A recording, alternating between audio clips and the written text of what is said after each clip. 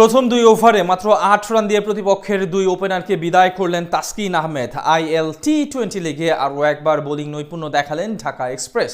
এদিন তার দল শারজাহ ওয়ারিয়র্স মুখোমুখি হয় শক্তিশালী আবু ধাবি নাইট রাইডার্সের। সেখানে তাসকিনের বোলিং তোপে পড়ে অল্পতেই গুটিয়ে যায় প্রতিপক্ষের ব্যাটিং অর্ডার।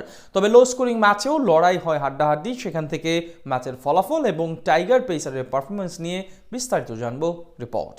নিজের প্রথম আইএল টি-20 লিগ আসর খেলতে গিয়ে প্রায় প্রতিদিনই বল হাতে উইকেট পাচ্ছেন তাসকিন আহমেদ। শারজাহ ওয়ারিয়র্সের মিন বোলার যেন বনে গেছেন ডানহাতি এই স্পিড স্টার, যার ব্যতিক্রম ঘটেনি আজও।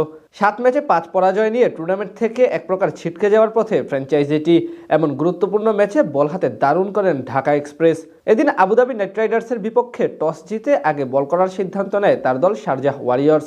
বিপরীতে প্রথমে ব্যাট করতে নেমে শুরুতেই তাসকিনের তোপে পড়েন ফিল সল্ট। প্রথম 3 বল ডট দিয়ে একটি 4 হজম করলেও ষষ্ঠ ডেলিভারিতে এই ইংলিশ ব্যাটারকে দারুণভাবে বুদ্ধির ফাঁদে ফেলে ক্যাচ আউট বানিয়ে সাজঘরে ফেরান টাইগার পেসার।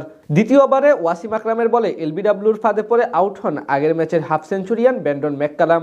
নিজের দ্বিতীয় ওভারে বল করতে এসে আবারও আবুধাবির ব্যাটিং অর্ডারে ধাক্কা দেন তাসকিন আহমেদ। এবার তার বলে ডিসৌজার হাতে ক্যাচ দিয়ে বিদায় নেন বিপিএলে তার সতীর্থ হতে যাওয়া অ্যালেক্স হেলস। প্রথম 2 ওভারে মাত্র 8 রান দিয়ে জোড়া উইকেট শিকার করেন তাসকিন। পাওয়ার প্লেতে 4 উইকেট হারিয়ে কেবল 28 রান তোলে আবুধাবি নাইট রাইডার্স।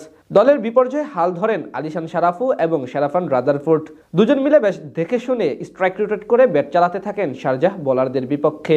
19 রান করা সারাফুকে বিদায় করে দলকে ব্রেক থ্রো এনে দেন সিকান্দার রাজা। এরপর উন্মুক্ত চাঁদকে সাথে নিয়ে নতুন করে জুটি করেন রাদারফোর্ড। ধীরে ধীরে আগ্রাসী হতে থাকা এই ব্যাটারকে থামান ডেভিন প্রিটোরিয়াস। তার কাছ থেকে আসে 36 বলে 34 রান। নিজের কোটার শেষ ওভারে অবশ্য বেশ খরুচে ছিলেন তাসকিন আহমেদ। 19তম ওভারে বল করতে এসে আন্দ্রে রাসেল ও জেসন হোল্ডারের কাছে 4টি ছক্কা হজম করেন তিনি। শেষ পর্যন্ত 134 রানের লড়াকু পুঁজি পায় আবুধাবি। বল হাতে 41 রান খরচ করে জোড়া উইকেট নেন তাসকিন।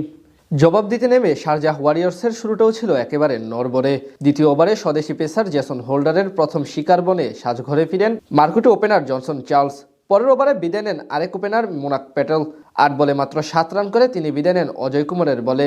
এরপর তাদের হাল ধরেন টম ক্যাডমোর এবং টম এবল। দুজন মিলে পাওয়ার প্লেতে 38 রান জমা করেন স্কোরবোর্ডে।